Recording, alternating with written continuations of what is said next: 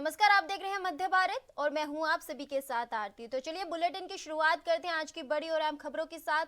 मुख्यमंत्री मोहन यादव ने ट्विटर कर अनूपपुर के ग्राम गोबरी में हाथी के हमले से युवक के निधन पर गहन शोक व्यक्त किया और ईश्वर से दिवंगत आत्मा की शांति एवं परिजनों को यह गहन दुख सहन करने की शक्ति देने की प्रार्थना की। बता दें कि मृतक के परिजनों को वन विभाग के नियमों के अनुरूप 8 लाख और मुख्यमंत्री स्वेच्छानुसार 2 लाख की सहायता राशि मिलेगी। उन्होंने कहा कि परिवार के जीविकोपार्जन के हेतु शासन द्वारा हर संभव मदद की जाएगी। मुख्यमंत्री डॉक्टर यादव ने जिला प्रशासन को घटना में अन्य 2 घायल युवकों के समुचित उपचार के निर्देश दिए हैं।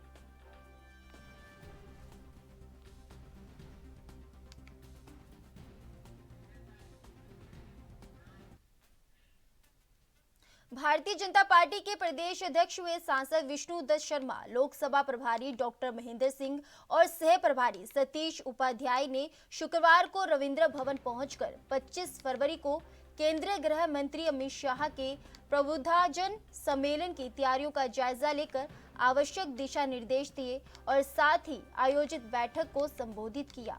इस अवसर पर प्रदेश मंत्री राहुल कोठारी, जिला अध्यक्ष सुमित पचौरी एवं प्रदेश प्रवक्ता मिलन भार्गव उपस्थित रहे।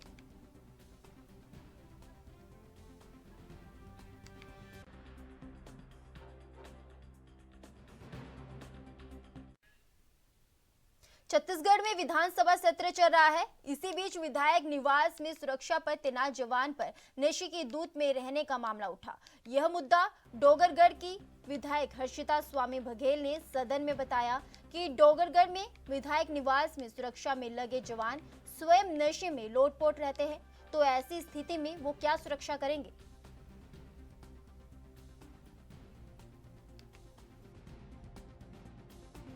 वहाँ पे विधायक निवास है जो कि शासकीय भवन है। वहाँ पे हमेशा से गार्ड रहते हैं जो सुरक्षा बल के तौर पे आते हैं। सुरक्षा बल के तौर पे वहाँ पे तैनात किया गया है, तो वो लोग भी नशे के हालत में चूर होके वहाँ पे काम कर रहे हैं। अभी मेरा वहाँ निवास होने के कारण हम शासकीय जो निवास मिला है उसमें भी हम लोग शिफ्ट नहीं हो, क्योंकि वहाँ पे साफ सफाई हो रहा था। एक दिन निरीक्षण के तौर पे मैंने वहाँ पे पहुँची तो देखती हूँ वो सुरक्षा बल इतना ज़्यादा नशा का सेवन किया गया था कि उठ भी नहीं सक रहा था। तो उसकी भी जांच के लिए उनको मैं कार्रवाई करने के लिए कही कि इनको या तो इनको सस्पेंड किया जाए या तो यहाँ से हटा दिया जाए। तो उसमें भी कोई कार्रवाई नहीं की गई और अभी भी वहाँ पे वो तैनात हैं। हाँ, उसमें चिंताजनक बात है, आप इस पे ध्यान दीजिए कही तो वो बोले कि इसका जांच करवाएंगे। तो मैं कहती हूँ जो सुरक्षा के लिए लगे हैं, जो सुरक्षा के लिए वहाँ पे मौजूद हुआ है, जो भी विधायक, आज तो वहाँ पे महिला विधायक है, अब महिला विधायक की सुरक्षा के लिए आप लोगों ने क्या तैनात किया? एक पीने वाला इंसान को आप ड्यूटी में लगा के रखें। वहाँ पे पुलिस विभाग में भी मैंने ज्ञापन सौंपा था इसके लिए, लेकिन वहाँ पे भी अभी तक के कोई ध्यान नहीं दिया जा रहा है। निरंतर वहाँ पे कारोबार बढ़ रहा है। और तो और वहाँ पे जो अभी गौ तस्करी की बात आई थी, गौ तस्करी में भी वहाँ पे डोंगरगढ़ विधानसभा से होते हुए, वो छुरिया विधानसभा से होते हुए बाग नदी पे वो तस्करी की जो गाड़ी है वो एक आरक्षक के रोकने पर उसको रौंदते हुए निकल गई और वो आरक्षक नया पदस्थ हुआ था, जो कि 10 दिन ही हुआ था उनको वहाँ पदस्थ हुए। और वो आरक्षक आदिवासी लड़का था जो मेरे ही विधानसभा के जंगलपुर का था, जो कि नया पदस्थ हुआ था। मतलब यहाँ पे हर तरह का अवैध कारोबार हो रहा है जिसको रोका नहीं जा रहा है शासन द्वारा। तो शासन अगर इस पे ध्यान नहीं देती है तो फिर हम इसको बढ़ चढ़ के आगे बात रखेंगे और इसको इस पे कड़ी कार्रवाई करेंगे। स्वयं यदि विधायक सुरक्षित नहीं है तो आम जनता की क्या बात करे। मैं इस वक्त खड़ा हूँ विधायक निवास डोंगरगढ़ के ठीक सामने, और यहाँ पर से एक सदन में बात उठती है। यहाँ के जो विधायक है श्रीमती हर्षिता स्वामी बघेल, उन्होंने कहा है कि उनको सुरक्षक गार्ड के तौर पर जो जवान मिले हैं वो नशे के धूत में रहते हैं। यह बात उन्होंने सदन में उठाया है। और ठीक पहले बता दें कि जनवरी में 5 जनवरी को उन्होंने डोंगरगढ़ थाना में उपस्थित होकर के ज्ञापन सौंपा था कि अवैध कारोबार और अवैध शराब बिक्री को लेकर के और जितने भी असामाजिक तत्व है जिन पर कार्रवाई करें। उन्होंने साफ तौर पे कहा है कि यदि हम सुरक्षित नहीं हैं, हमारी सुरक्षा नहीं है, तो इस पर किसकी गारंटी दे। और इस पर हमारे जो विधानसभा के अध्यक्ष हैं, उन्होंने कहा है कि आप चिंता ना करें, इस पर विचार किया जाएगा। अब सोचनीय विषय यह है कि यह मामला जो है गृह विभाग का है। अब राजनांदगांव जिले के रेंज के अधिकारी और अधीक्षक इस पर क्या कार्रवाई करते हैं, सोचनीय विषय है। मैं कामेश साहू, एनबी न्यूज के साथ, ब्यूरो राजनांदगांव। फिलहाल वक्त तो चला छोटी सी ब्रेक का, आप देखते रहे मध्य भारत।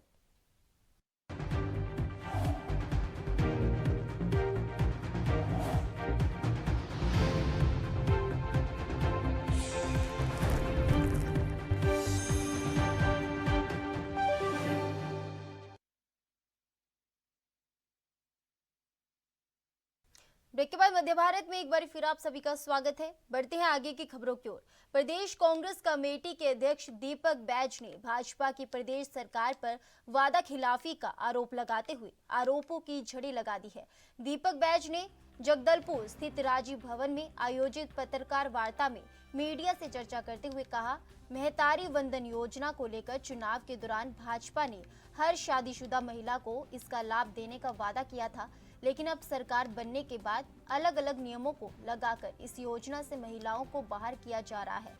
दीपक बैज ने कहा कि भाजपा ने नगरनार, एनएमडीसी स्टील प्लांट के निजीकरण नहीं करने की बात कही थी, वहीं अब प्लांट के निजीकरण की तैयारी फिर से शुरू कर दी है। दीपक बैज ने आरोप लगाया कि प्रदेश में भाजपा सरकार बनने के बाद से बस्तर में नक्सल घटनाएं बढ़ गई हैं। कांग्रेस शासन के दौरान नक्सल घटनाओं पर भाजपा टारगेट किलिंग का आरोप लगाती थी, लेकिन अब भाजपा शासनकाल में नक्सलियों द्वारा की जा रही हत्याएं क्या हैं, यह स्पष्ट भाजपा को करना चाहिए।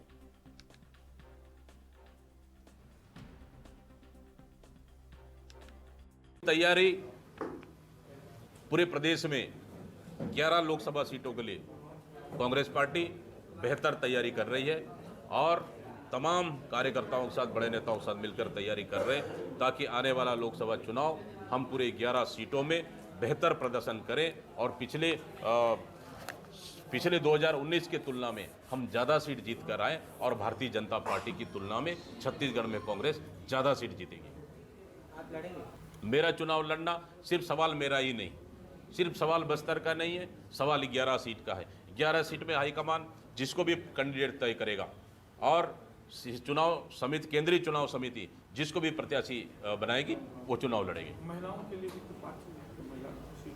महिलाओं के लिए भी हम 11 सीटों में जहां योग्य और उम्मीदवार जो जीता उम्मीदवार है, महिलाओं की भी कांग्रेस पार्टी प्रत्याशी बनाएगी। साहब बस्तर दौरे में हैं और बुद्धिजीवी सम्मेलन से दूर भाग रहे हैं ताकि उनको पता है कि बुद्धिजीवी सम्मेलन में जाएंगे 10 साल की उनकी नाकामियों को बुद्धिजीवी पूछेंगे तो उनके पास कोई जवाब नहीं है।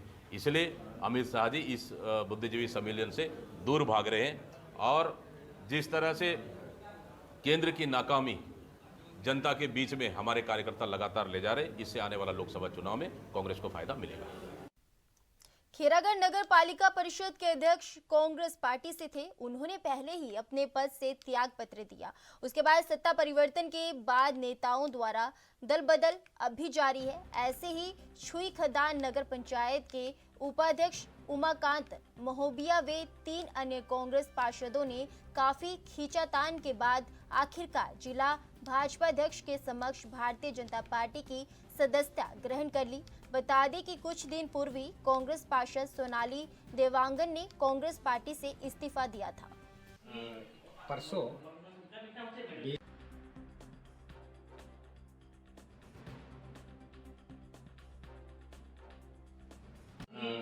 परसों 20 फरवरी को छुईखदान नगर पंचायत के 3 पार्षद, जिसमें महिला और 2 पुरुष पार्षद भारतीय जनता पार्टी जिला कार्यालय में आकर अपने साथ 40 सहयोगियों के साथ विधिवत भारतीय जनता पार्टी में प्रवेश किए हैं और कल 21 फरवरी को नगर पंचायत छुईखदान में 3 बार के पार्षद और वर्तमान में नगर पंचायत के उपाध्यक्ष श्री उमाकांत महोदया जी, जो पार्टी कार्यालय में आकर विधिवत भारतीय जनता पार्टी में प्रवेश किए हैं और हमारे जिला पंचायत के उपाध्यक्ष श्री विक्रांत सिंह जी, नगर पंचायत के पूर्व अध्यक्ष श्री गिरिराज किशोर वैष्णव जी के उपस्थिति में और हमारे जिले के सभी पदाधिकारियों की उपस्थिति में नगर पंचायत सूबेदार से अभी तक 4 पार्षद भारतीय जनता पार्टी में अपने सहयोगी 40 के साथ प्रवेश कर चुके हैं। नहीं तो वहाँ क्या समीकरण नज़र आ रहा है? क्या भाजपा वहाँ सरकार बनाएगी अपनी अध्यक्ष? देखिए, अभी तो भारतीय जनता पार्टी में प्रवेश किए हैं और वहाँ के आम चुनाव भी नवंबर में चुनाव होना है, तो ज़्यादा दिन बाकी नहीं है, तो डायरेक्ट हम आम चुनाव में जाएंगे और बहुमत के साथ नगर पंचायत सूबेदार में पार्षद अध्यक्ष हमारा निर्वाचित होकर आएंगे और नया सरकार बनाएंगे। केंद्रीय गृह मंत्री अमित शाह का कोंडागांव ऑडिटोरियम में वरिष्ठ भाजपा नेताओं द्वारा आत्मीय स्वागत किया गया। वहीं गृह मंत्री अमित शाह ने लोकसभा चुनाव प्रबंधन समिति बस्तर क्लस्टर की बैठक ली। वहीं अमित शाह ने कोंडागांव में बस्तर क्लस्टर की लोकसभा चुनाव समिति की बैठक ली। केंद्रीय गृह मंत्री अमित शाह कोंडागांव में करीब 1 घंटे तक उन्होंने ये बैठक ली। बता दें कि यहाँ पर पहली बार क्लस्टर स्तर की बैठक हुई है। इस बैठक में अजय चंद्राकर, केदार कश्यप, सांसद मोहन मंडावी, विक्रम उसेड़ी, दिनेश कश्यप, लता उसेड़ी, कमलचंद भंजदेव सहित बड़े पदाधिकारी मौजूद थे। शाह जी की उपस्थिति अपने आप में बैठक को बहुत गंभीर बनाती है। लोकसभा की दृष्टि से ये संभव है कि बस्तर का इलेक्शन पहले राउंड में हो जाए, जैसा पिछले लोकसभा में हुआ था। तो आज अमित शाह जी ने बस्तर से, हमारे बस्तर क्लस्टर में 3 लोकसभा है, महासमुंद, कांकेर और बस्तर। तो बस्तर लोकसभा की तैयारी की शुरुआत उन्होंने कोंडागांव में क्लस्टर बैठक से की। तो ये समझ लें आप कि छत्तीसगढ़ से चुनाव अभियान की शुरुआत हो गई और जो अखिल भारतीय पार्टी ने, भाजपा ने जो चेक लिस्ट बनाए हैं संगठनात्मक दृष्टि से, वो चेक लिस्ट बस्तर क्लस्टर में और बस्तर लोकसभा में पूरी हो गई कि नहीं हो गई। गठन की प्रक्रिया पूरी हो गई, क्रियान्वयन की प्रक्रिया पूरी हो गई, कॉल सेंटर की प्रक्रिया पूरी हो गई, सारी चीजें लाभार्थी सम्मेलन से लेके वॉल राइटिंग से लेके सारी चीजें जो हमने चेक लिस्ट तय की वो क्रियान्वयन के धरातल में है कि नहीं है, उनकी पूरी एकदम गहनता से समीक्षा की। तो वो पूरी तरह से एक एक बिंदु में बातचीत करके गए हैं और अभी 5 तारीख के पहले बस्तर लोकसभा के 8 विधानसभा के सम्मेलन और यहाँ की प्रबंध समिति की बैठकें हो जाएंगी। तो भाजपा पूरे छत्तीसगढ़ के 11 सीटों के लिए आज से इलेक्शन मोड में है। इलेक्शन मोड में तो हम पहले से थे, पर आज से अभियान शुरू कर दिया अमित शाह जी ने। भैया, ये दिल्ली का काम है साहब, हम लोगों का काम लड़ना है और हमने लड़ाई शुरू कर दी। हमारा प्रत्याशी तो कमल फूल होता है, हम लोगों को प्रशिक्षण दिया जाता है शुरू से, जिस दिन भाजपा में आते हैं उस दिन से बुले मिले, बढ़िया व्यक्तिगत मिलने उनकी सीटों तक गए। तो यही तो बड़े नेताओं के होते हैं जो उनको बड़ा बनाते हैं। आदिवासी क्षेत्र के लिए अलग कुछ तैयारी है क्या लोकसभा? नहीं, अलग तैयारी नहीं, बस्तर हमेशा फर्स्ट फेज में होता है। तो फर्स्ट फेज में हम पिछड़े मत किसी भी दृष्टि से, तो संगठनात्मक दृष्टि से हर विषय पर उन्होंने गहनता से समीक्षा की। भैया, शेड्यूल्ड एरिया है, नक्सल प्रभावित एरिया है, जो चैलेंजेस रहते हैं उस पर भी डिस्कशन हुआ? कोई चैलेंज नहीं साहब, कांग्रेस नाम की चीज नहीं है। जो लोग अपनी सीट नहीं बचा पाए विधानसभा में, अब वो जागते जागते सपने देख रहे हैं यहाँ के जो तथाकथित कांग्रेस के उम्मीदवार हैं। नहीं, आप ठीक बोल रहे हैं, लेकिन दूसरे चैलेंजेस जो हैं, कोई चैलेंजेस नहीं। नक्सलवाद कितना सिमट गया है आप मेरे से ज्यादा अच्छे से जानते हैं। आप लोगों के पास हम लोगों से ज्यादा सूचनाएं रहती। कांग्रेस का दावा है कि भाजपा जिस तरह से दावा कर रही है कि 11 की 11 सीटें जाएंगी, हालात वैसे नहीं है और जो वायदे करके सरकार बनी है वो वायदे पूरे नहीं हो रहे। वायदे तो ऐसा है, अभी 2 महीने और कुछ दिन हुए हैं सरकार को। 2 महीने और कुछ दिन में जितने वायदे पूरे किए गए वो अपने आप में एक रिकॉर्ड है।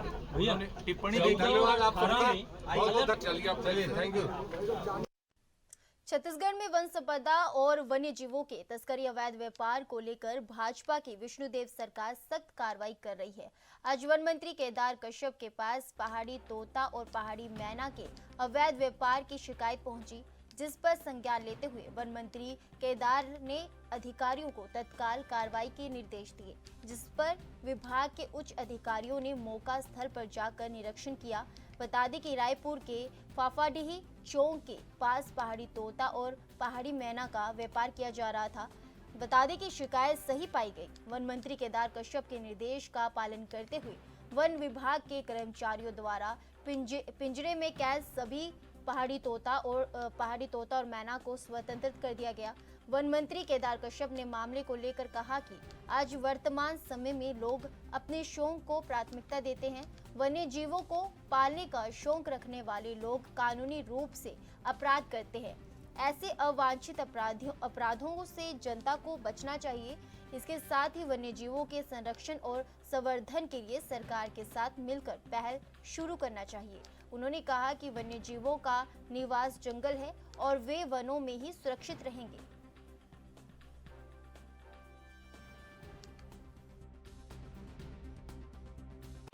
देखिए, अरपा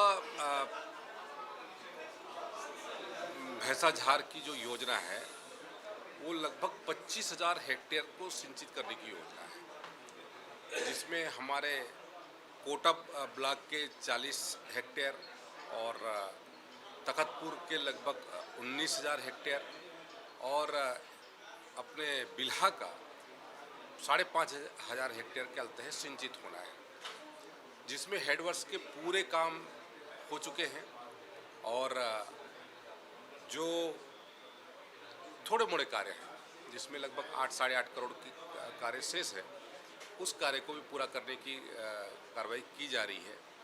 लैंड एक्विजिशन का मामला है तो लैंड एक्विजिशन में थोड़ा सा मामला स्थिति था जहां पर कई लोगों के नाम और इन सब खाता को लेकर के आपत्ति थी, तो उसको लेकर के दुरुस्त किया जा रहा है और जल्द से जल्द लैंड एक्विजिशन करके तत्काल जो मुख्य नहर है, क्योंकि सारे काम पूरे हो चुके हैं, एक पार्ट में सिंचाई हो रहा है, एक पार्ट में नहीं हो रहा है, दूसरे पार्ट को कनेक्ट करने के लिए भी तत्काल हम कार्रवाई कर रहे हैं।